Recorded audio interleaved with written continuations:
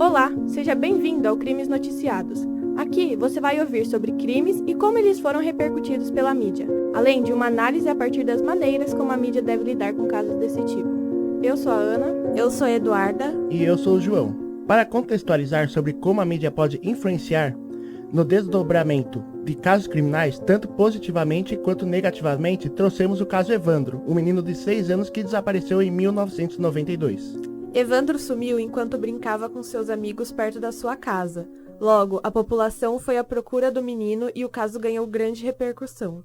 O corpo foi achado sem vida 17 dias depois, com mutilações e órgãos ausentes, provocando um choque imediato na população.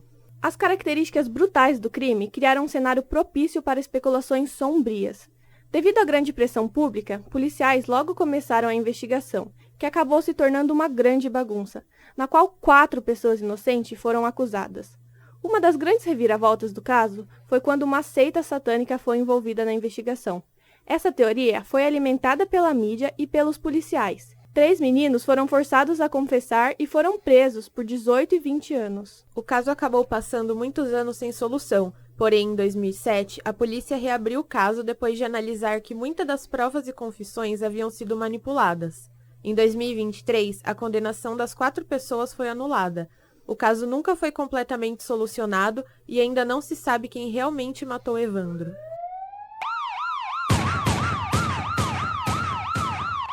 A repercussão do caso Evandro na mídia foi massiva e imediata. Vai lembrar que estávamos no início dos anos 90, um período em que a TV ainda era o principal meio de comunicação e influência sobre o público. Além de rádios locais, que também contribuíram para espalhar o medo, influenciando diretamente a maneira como o caso foi conduzido, a cobertura também foi marcada pela falta de cuidado na apuração dos fatos. Informações erradas eram divulgadas sem confirmação adequadas.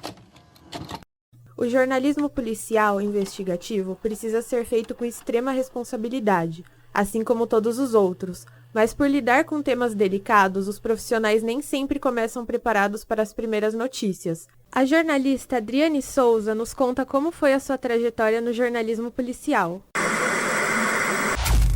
Oi, Adriane, tudo bem? Você poderia se apresentar e contar um pouco quanto tempo você atuou na área e como foi o seu início na área do jornalismo policial? Oi, pessoal, eu sou a Adriane Souza. Eu atuei... E se eu te disser que eu não lembro exatamente quanto tempo? E quem me conhece vai saber que eu não sou conhecida pela minha boa memória. Então, é um clássico meu. Fazer o quê, né? Mas eu trabalhei bastante tempo na área, ganhei prêmios dentro desse trabalho. E o meu começo foi o seguinte: eu morava em Serquilho enquanto fazia faculdade, estudava na cidade de Salto e vim trabalhar em Sorocaba. Então, era uma vida um pouco insana na época da faculdade. E aí, um professor meu me incentivou a vir trabalhar em Sorocaba, porque era melhor para minha carreira, que eu ia ter mais oportunidades de trabalho, enfim. E aí eu vim, contrariada, porque eu não queria vir, é verdade. Eu não gostava de Sorocaba, então, mas eu vim assim mesmo. E aí, no começo da minha carreira, eu achava, né, que eu ia trabalhar com cultura, como todo bom estudante de humanas. E eu descobri ali na redação que eu tinha que cobrir um crime. Foi assim. Era um plantão e eu tinha que acompanhar um menino, que, se eu lembro bem, ele tinha 14 anos, e deram 16 tiros nele, ele morreu num baile funk. Então, eu tive que ir até o cemitério, no velório dele. A família extremamente hostil jogou terra de cemitério em mim, enfim, e não quiseram falar comigo. E aí, eu falei pro fotógrafo que estava comigo, né, porque eu trabalhava na época no jornal Bom Dia, que era da rede do Diário de São Paulo. Falei pra ele, o que eu vou fazer? Daí, eu tenho uma página. Ele falou assim, calma, só o começo vai dar certo. Começa a pensar. E eu não tinha experiência na época, então eu não entendia muito bem como fazer aquilo.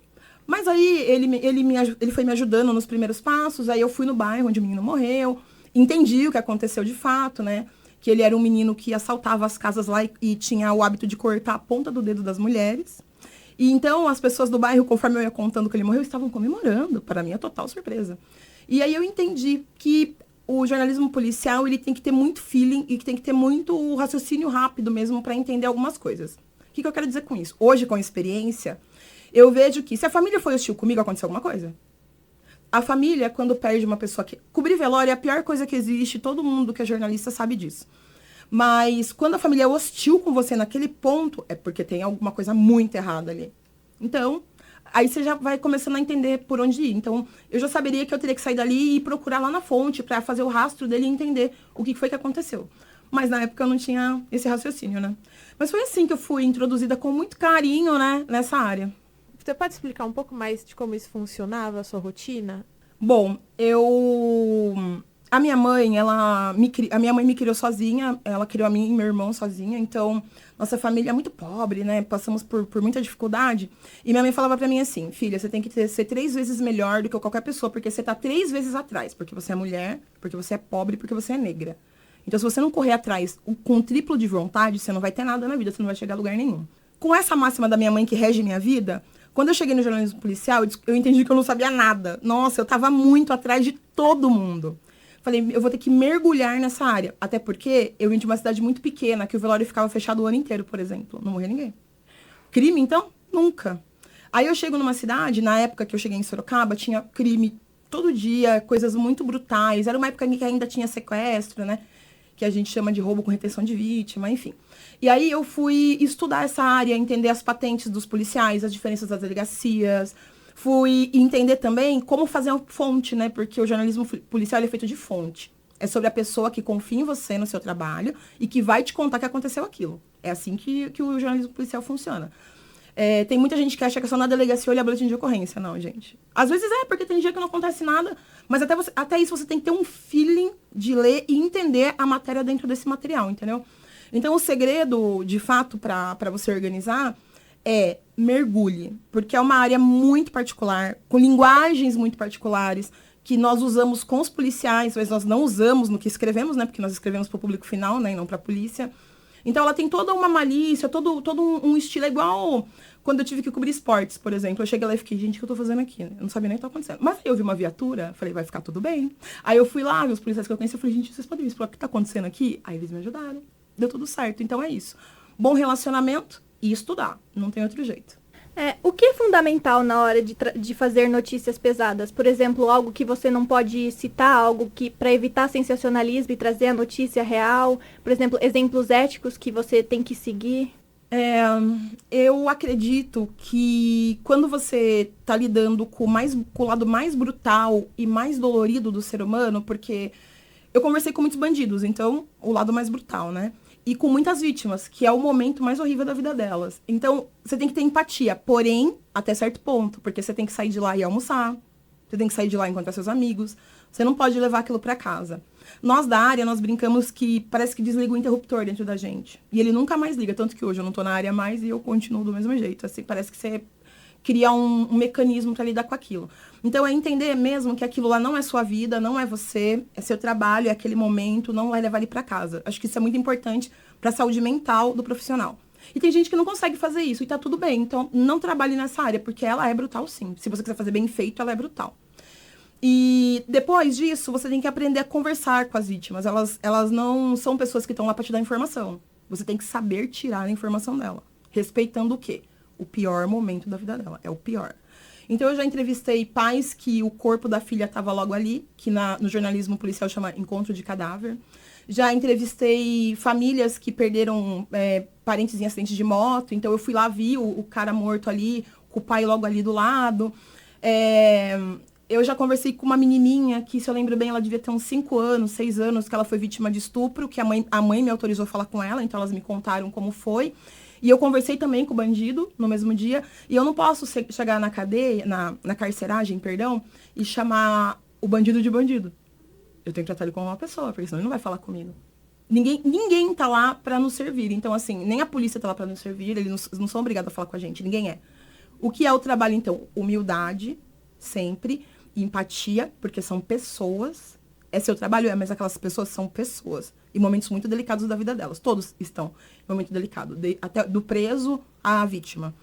E ter esse feeling mesmo de saber como perguntar, de não invadir, de sentir a pessoa, de perceber se ela tá aberta ou não tá. E isso é com a experiência mesmo, é com o tempo.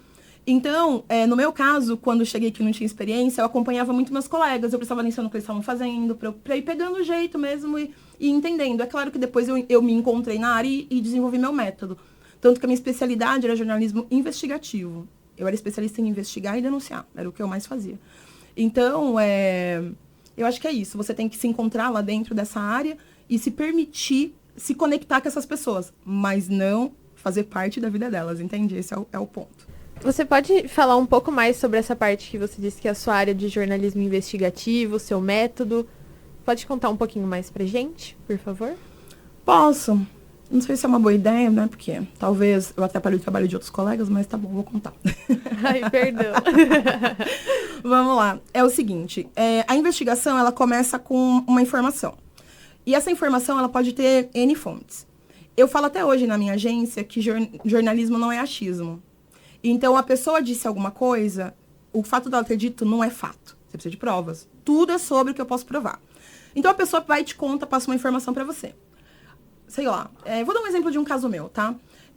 Um amigo meu me contou que em Tatuí tinha um secretário, eu acho que era da saúde, se eu lembro bem, ou educação, que conseguiu uma casinha do CDHU em Sorocaba pra amante dele.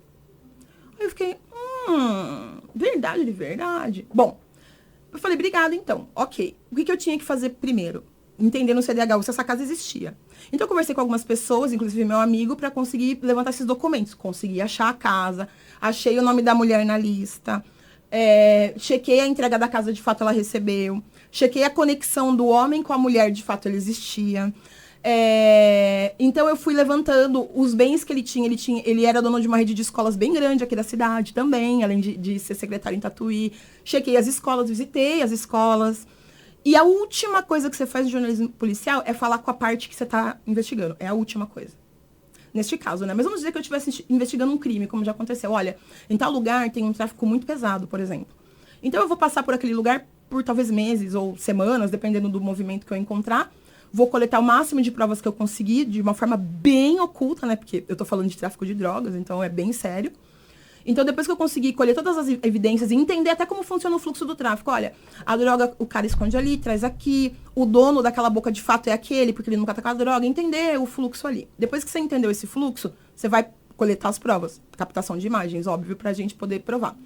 E aí, depois disso, no meu caso, eu não vou falar com o traficante, né, já tá pronto. Aí eu vou falar com quem? Com a polícia. O que tá acontecendo ali que vocês não estão vendo porque eu vi e vocês? Daí sim a gente faz a publicação e denuncia. Nesse outro caso do secretário, então eu conversei com ele, foi a última coisa que eu fiz. Ele, claro, desligou na minha cara, normal. E aí eu fiz a publicação. E, enfim, foi um caos. Pra ele, no caso.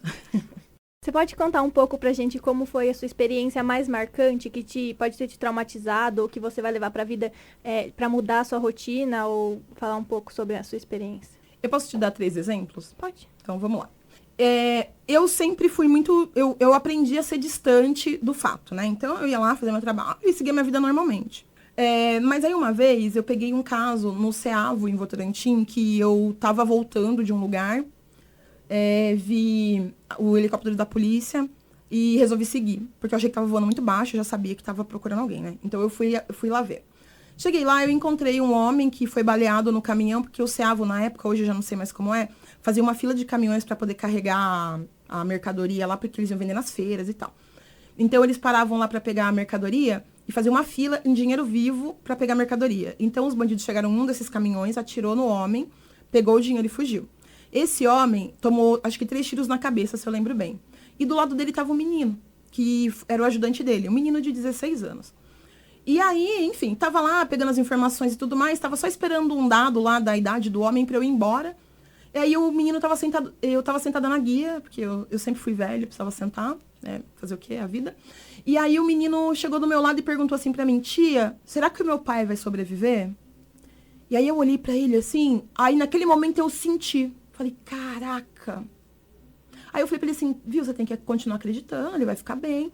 Na verdade, ele não era filho do homem, mas como ele foi abandonado pela família, esse homem era como se fosse o pai dele, entendeu? Era o pai dele. E aí eu falei pra ele, viu, vai ficar tudo bem e tal. E aí eu fui embora pensando naquilo e eu chequei o estado de saúde desse homem todo dia. E você já imagina um tiro na cabeça, né, gente? E ele sobreviveu. Saiu da UTI, se recuperou e mora em Salto, feliz da vida em algum lugar que nunca saberei. Fiquei bem feliz que eu não acreditava que ele ia se salvar e ele se salvou. Que bom, ele continua tendo o pai dele lá. Eu fiquei bem feliz, assim, que ele sobreviveu. Teve um outro caso de um homem aqui em Sorocaba, eu lembro, eu sou de memória ruim, mas esse é bem marcante, que é o Adriano. O Adriano, ele roubava as casas aqui em Sorocaba junto com a irmã dele, ela dirigia e ele ia para entrar na casa. Então ela ficava de fuga, né, fora, e ele entrava nas casas. E o Adriano, ele estuprava essas mulheres, usando os filhos dela. Então ele colocava a criança na cama, com a arma na cabeça da mulher, com a arma na cabeça da criança, perdão, para a mulher fazer o que ele quisesse. Então ele ficava lá uma hora e pouco num roubo. Isso não existe. Ninguém vai passar uma hora na casa de ninguém. Então, eu ficava me perguntando como a irmã dele pôde fazer aquilo, sabe? E esse caso foi apresentado para nós na DIG, na época, e aí nós pudemos conversar com uma das vítimas. Ela estava lá e ela quis falar com a gente. E aí ela contando com o filho dela no colo, e ela começou a chorar, e você olhava pro jornalista, estavam todos chorando. Todo mundo chorou com ela, porque foi muito pesado ouvir aquela mulher contando o que ele fez com ela, com o bebê dela no colo, sabe? Para nós foi devastador, assim. E aí a polícia foi apreendendo as coisas que foram roubadas nas casas com a família. Ele pegava e presenteava a família com as coisas das pessoas, sabe? E eu ficava pensando, como uma mulher pode dirigir um carro para um homem fazer um negócio desse, sabe? É o que a gente ficava assim, como isso é possível, gente? Então, marcou todas nós que estávamos lá, nós ficamos muito marcadas pelo caso. Todo mundo chorou, foi bem tenso assim mesmo. Eu tava pensando em contar um outro caso, mas eu acho que eu não posso. Mas então eu vou contar um outro. O último.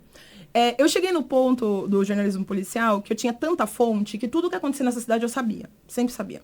Se não chegou em mim, é porque não era mentira. Porque eu fiz muito relacionamento com a parte que importa, que é os policiais que estão na rua. Que é o pessoal que vê o negócio rolando. Que é a galera da correria. E amigos queridos que eu tenho até hoje, inclusive. Vou mandar até para alguns deles esse podcast. Enfim, eu tenho muitos amigos na área ainda, né? E aí, uma pessoa me avisou 3 da manhã que um menino lá na vila, acho que era Sabiá ou era Zacarias, ele tava com duas bananas de dinamite escondidas debaixo da cama. E aí chamaram o GAT pra prender. Aí eu fui, e aí eu resolvi chamar uma amiga minha, a Adriana Fratini, que era da Band também na época. E só para vocês entenderem, parece que os veículos de comunicação são concorrentes, não parece? Não são. Nós todos somos amigos, todo mundo se conhece. Não existe isso aqui nessa cidade. Isso é muito legal. Então eu liguei pra minha amiga e falei, viu, vamos comigo? Aí ela falou, vamos. Chegamos lá, o pessoal do GAT não deixou a gente entrar na casa. O que é óbvio, já que a dinamite destruiria o quarteirão inteiro e mais um pouco. Então era muito óbvio.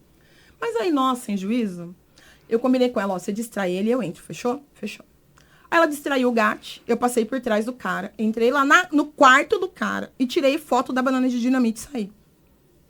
Na época, sensacional, nossa, olha o que a gente conseguiu e tudo mais. Hoje, aqui, nos meus 41 anos, Adriane, você é louca? Tu tá maluca, minha filha? Entendeu? Tava lá olhando a banana de dinamite, menina. Sim, eu tava lá.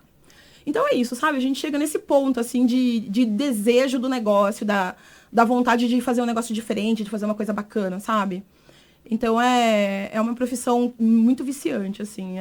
Você vai no dia a dia curtindo demais, assim. É muito legal. Muito obrigada, Adriane. Obrigada pela sua disponibilidade. Desculpa pelo tempo.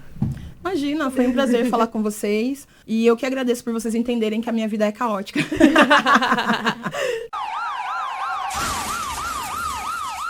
Para toda notícia, aliás, para todo profissional integrado dos comunicadores, a ética é essencial. Para comentar com mais ênfase em nosso podcast, trouxemos a jornalista Mai Moreira, que explica sobre a importância da ética no jornalismo. Mai, qual o papel do jornalista ao noticiar crimes? Existe um limite entre informar e explorar o sofrimento alheio? Eu acredito que, independente da área na qual o jornalista atua, o papel dele é o de informar. Dentro dos crimes reais é a mesma coisa, mas a responsabilidade é muito maior. Porque uma informação errada pode, por exemplo, prejudicar toda uma investigação, a vida de alguém e até mesmo o andamento da justiça daquele crime, né? Então, ao meu ver, na área dos crimes reais, o foco deve ser informar para ajudar tanto na segurança da população quanto no trabalho das autoridades. Não devem focar nos detalhes sórdidos da violência, mas sim em evidenciar que aquela violência existe. Então, no caso da violência contra a mulher, por exemplo, eu não tenho que ficar detalhando como que aquela pessoa foi abusada, torturada e morta. O meu papel é chamar atenção para esse problema e mostrar, por exemplo, que o Brasil está entre os países com maiores taxas de feminicídio do mundo. Então, eu preciso mostrar que aquele problema existe e, se possível, como que as pessoas podem se proteger. Além disso, é claro, né, a gente tem que cobrar do governo e das autoridades uma solução. Dá para contribuir com a polícia sem prejudicar um caso. Quantos crimes não foram solucionados justamente porque a imprensa respeitou e trabalhou em conjunto com as autoridades? Então, por que eu vou ficar mostrando como uma pessoa sofreu aquela violência se eu posso mostrar como está sendo feita a busca pela resolução do caso? Então, para questionar, cobrar e afirmar alguma coisa dentro da área de segurança pública, o jornalista precisa entender, por exemplo, o direito penal brasileiro. A parte mais importante e decisiva é a fase processual. E o jornalismo mal feito pode prejudicar muitos casos nessa fase. Um exemplo recente disso é o caso da Vitória de Cajamar. Os jornalistas estavam mais preocupados com o furo do que com o fato. Outro exemplo disso é o caso da perita Thelma Rocha e do perito Leandro Lopes, que comprometeram um caso de homicídio de 2018 por conta de declarações que eles deram em uma entrevista no podcast do Inteligência Limitada. Então, as declarações que eles deram levaram o Supremo Tribunal de Justiça a anular duas provas principais, e isso pode mudar o julgamento inteiro.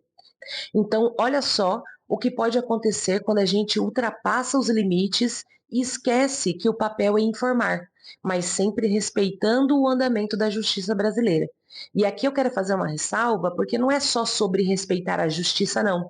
O jornalista que atua nessa área precisa conhecer o direito penal e entender como funcionam as nossas autoridades. Só assim ele vai conseguir informar corretamente e também cumprir o seu papel social de fazer pressão pública. Não é só sobre mostrar a dor, é mostrar o caminho da justiça e mostrar também se esse caminho está sendo percorrido de uma forma coerente e justa. Na sua opinião, qual é o maior desafio ao cobrir crimes? O maior desafio ético na cobertura de crimes é você equilibrar o dever de informar com a responsabilidade de não causar danos adicionais às vítimas, aos suspeitos e à sociedade.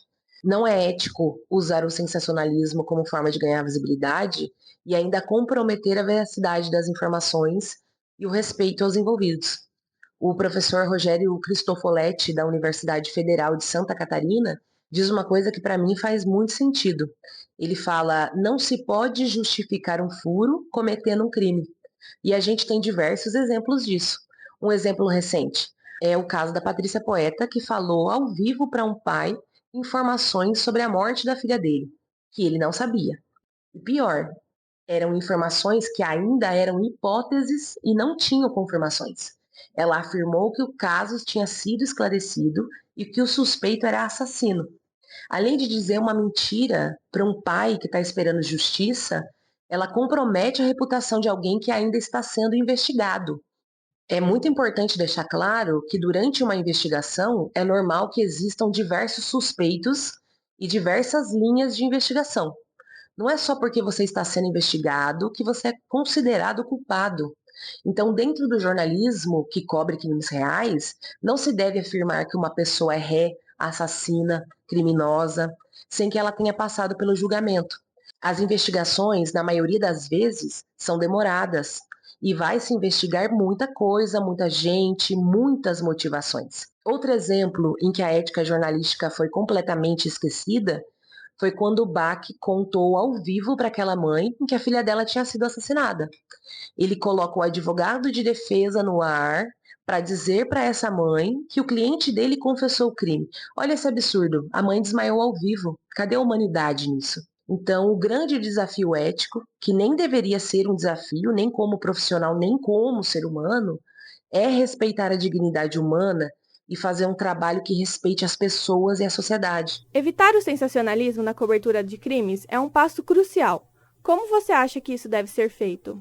A ética jornalística exige que o profissional não concorde com práticas que vão distorcer a realidade ou explorar o sofrimento humano para fim comercial.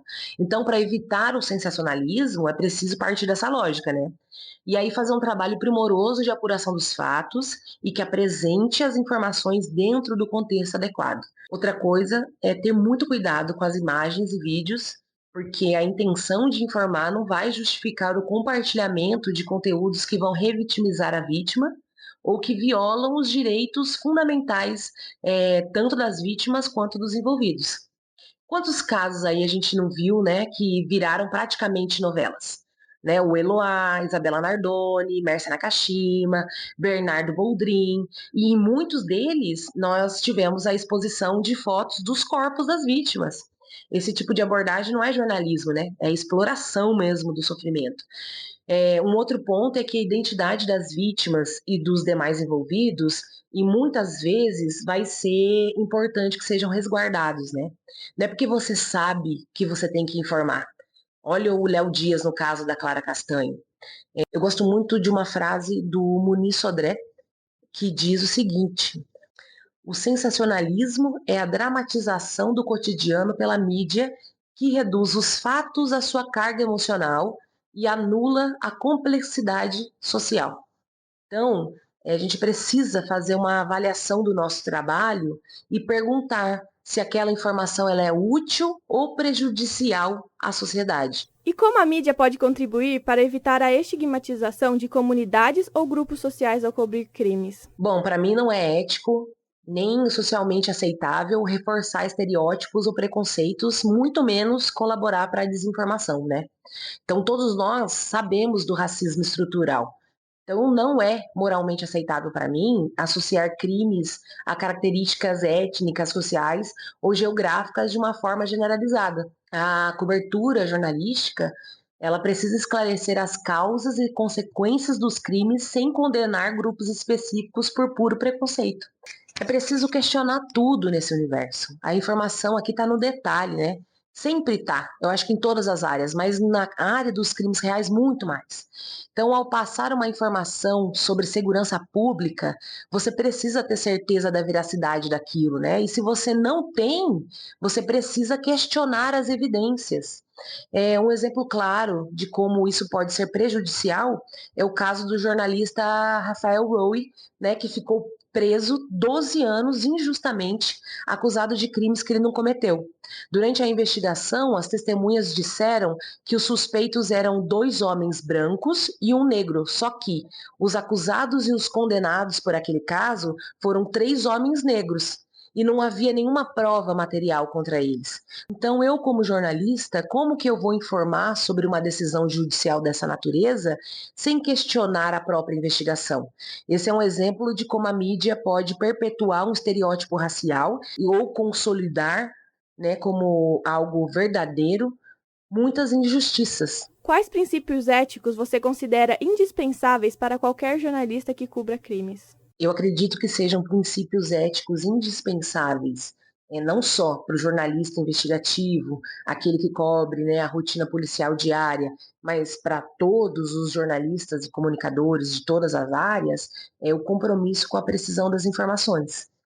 A gente precisa considerar o impacto das reportagens na sociedade e nos indivíduos envolvidos. É obrigatório, né, a gente preservar a integridade e os direitos das pessoas mencionadas nas matérias. Nesse universo, você pode fazer um grande estrago e corre muito mais risco de sofrer um processo civil ou criminal. Então, a ética aqui, dentro do jornalismo que cobre crimes reais, não é só para manter a sua credibilidade e fazer, né, um bom trabalho, né? Não é só para... A ética aqui não vai cumprir só um papel profissional, também vai servir para resguardar a sua proteção legal. A jornalista ainda nos fala sobre a importância do papel do jornalismo no universo investigativo, no qual é extenso e cheio de nuances com aspectos éticos e sociais que devem ser discutidos com profundidade de forma constante e coletiva. Nos blocos anteriores, falamos sobre o papel da mídia na cobertura de crimes. E agora vamos conversar com um grupo que produziu um podcast investigativo sobre um crime real. o caso da jovem Luara, que foi brutalmente assassinada, vamos entender os bastidores dessa produção, os dilemas enfrentados e como eles lidaram com os desafios de narrar um caso sensível com responsabilidade. O podcast Onde Está a Luara foi produzido pelos, na época, alunos de jornalismo, Kali Momesso, Rodrigo Andrade e Nicole Anunciato, da Universidade de Sorocaba. Podem nos contar um pouco sobre como foi feita a apuração? A gente entrou em contato com o Luiz de novo, né, para ver se ele aceitava, né, essa ideia de falar com a gente, de explorar esse assunto delicado, né, mais uma vez. E ele abraçou a nossa ideia, né, e a gente foi lá, bateu um papo com ele, né, nós passamos também, a gente passou o dia, né, na cidade deles, passamos pelo local do crime, passamos pelos locais ali onde a Luara, né, em tese fez o seu último percurso, né? Mas além disso, a gente também foi atrás de outras matérias, né? Outros materiais que saíram na imprensa, né? A gente também fez a assinatura do Jus Brasil, né? Para procurar um pouco mais sobre o caso, para entender o que estava falando também, para ver certinho o que estava sendo investigado, quem estava sendo investigado, né? O porquê, né? Também é bem importante nessa situação. Foi tudo milimetricamente calculado para a gente construir uma história que não deixasse nenhum tipo de buraco, né? Por parte da família, por parte da investigação, para que quem estivesse ouvindo, né? Para quem buscasse entender essa história não ficasse perdido nela, né? E na conversa com o Luiz, ele foi super solícito com a gente.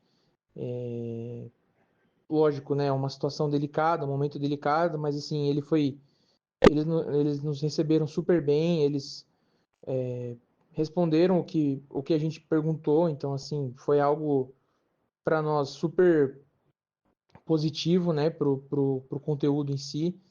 E, e particularmente falando também, foi algo bem impactante, né? Porque eu nunca tinha passado por isso, então assim, foi uma apuração que para mim foi surreal, né? Não tenho nem palavras para descrever, porque é algo muito delicado, né? Eu nunca tinha passado por uma situação dessa. Então foi bem importante para mim assim, como jornalista, mas também como pessoa. E como surgiu a ideia do podcast e por que a escolha do caso Luara? A ideia surgiu quando surgiu esse caso e eu trabalhava no G1. E eu comecei a ter um contato mais direto com esse caso. Eu falava com o Luiz para acompanhar, na época, o desaparecimento da Luara. Então a gente foi acompanhando em conjunto com o Luiz até o momento em que ela foi encontrada morta e os desdobramentos depois desse caso, inclusive a manifestação que fizeram em prol da Luara e tudo mais. Quando chegou a época de fazer o TCC, esse caso ainda estava martelando na minha cabeça. Eu ainda ficava pensando o que eu poderia fazer e, e como eu poderia ajudar a fazer como se fosse uma homenagem à Luara e também contribuir com o caso. Então a gente entrou em contato com o Luiz, a gente teve uma longa conversa com ele para explicar como seria feito esse podcast. Ele topou, a gente viajou até Mairink, nós ficamos horas e horas lá em Mairink, entrevistamos ele, entrevistamos uma vereadora da cidade que era amiga da Luara, fomos até o memorial, então a gente tratou esse caso com a maior delicadeza possível e a partir disso surgiu o podcast Onde Está a Luara. E o nome do podcast Onde Está a Luara se dá por conta de uma hashtag que circulava nas redes sociais na época que a Luara estava desaparecida. Muita gente, amigos, familiares e pessoas próximas começaram a comentar no Twitter, principalmente a hashtag Onde Está a Luara. Foi criado um perfil no Instagram com o nome Onde Está a Luara.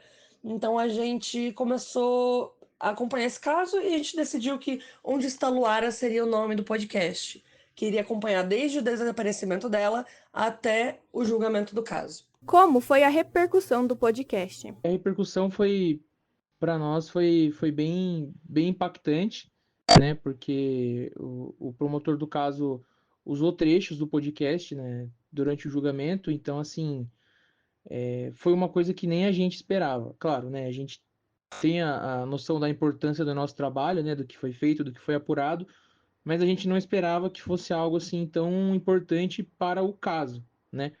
E depois também a recepção da família, né, com o produto foi super bacana, eles elogiaram bastante, eles gostaram, eles aprovaram, eles compartilharam, né, também.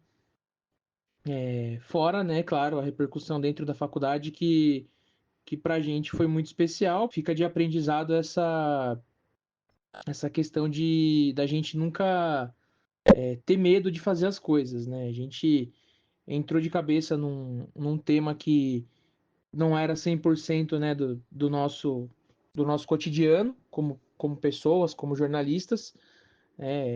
Investigamos, fizemos o nosso trabalho e depois disso o reconhecimento veio, né? Então foi muito gratificante poder trabalhar da maneira que foi feita, da forma que foi feita.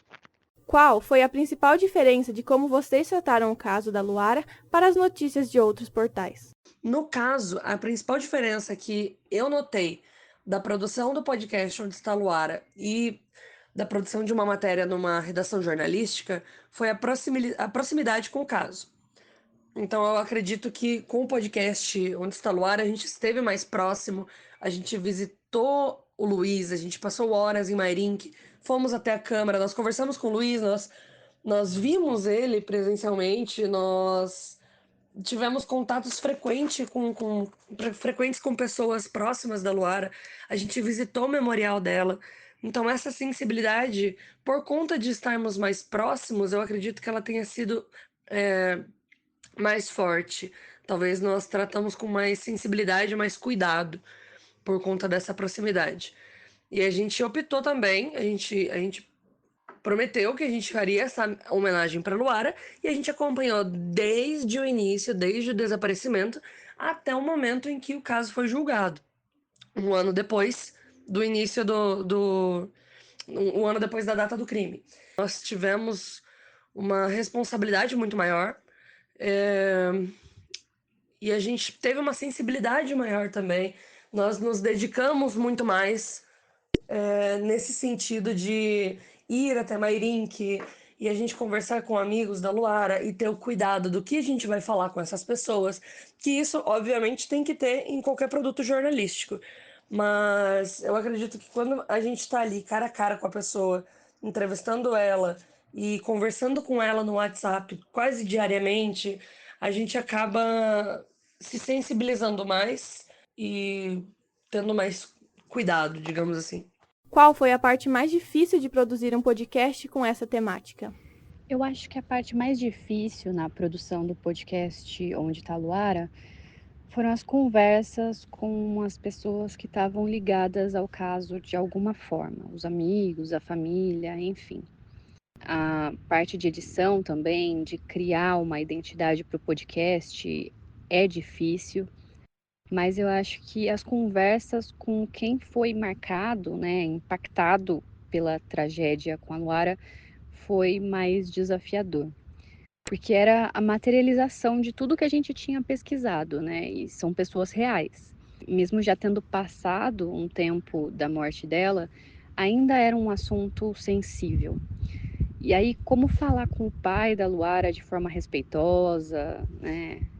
Sensível, foram coisas que a gente teve que estruturar muito bem ainda antes, né, da fase de entrevistas mesmo. E estar ali com o pai dela, ver as reações dele falando da Luara, ver o quarto dela com as escritas na parede.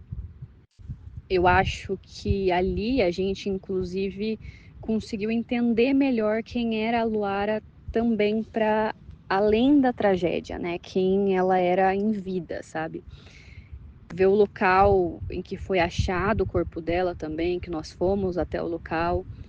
Tudo isso foi muito delicado e acredito que mexeu com todos nós ali da produção do podcast. Qual o principal papel do podcast ao falar sobre o caso da Luara, principalmente se tratando de uma causa como a violência contra a comunidade LGBTQIAP+. Olha, eu diria que o papel principal é não deixar esse caso cair no esquecimento, né? A gente vê os números, né, de que o Brasil é o país que mais mata pessoas trans e também é um país com altos índices de feminicídio, que estão crescendo, inclusive, constantemente.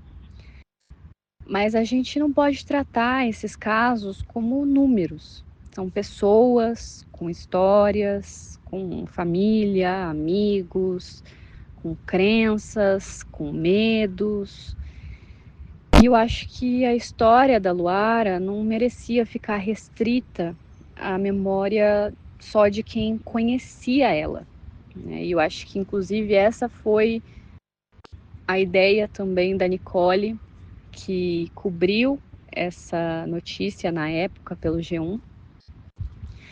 E é também uma forma de ecoar, né, esse caso que acontece tanto por aí com pessoas LGBTs, mas que a gente não vê, não ouve, mal fica sabendo. A entrevista mostrou como o jornalismo narrativo, quando feito com ética, sensibilidade e responsabilidade, pode ir muito além do sensacionalismo, pode provocar reflexão, dar voz a quem foi silenciado e, principalmente, respeitar as pessoas envolvidas em histórias reais e muitas vezes dolorosas. É importante lembrar, nem toda cobertura de crime precisa cair na exploração ou no espetáculo. Boas produções devem ser reconhecidas justamente por mostrarem que é possível informar e impactar sem ferir os princípios básicos do jornalismo. Ressaltamos que a mídia tem responsabilidade no tratamento dos casos.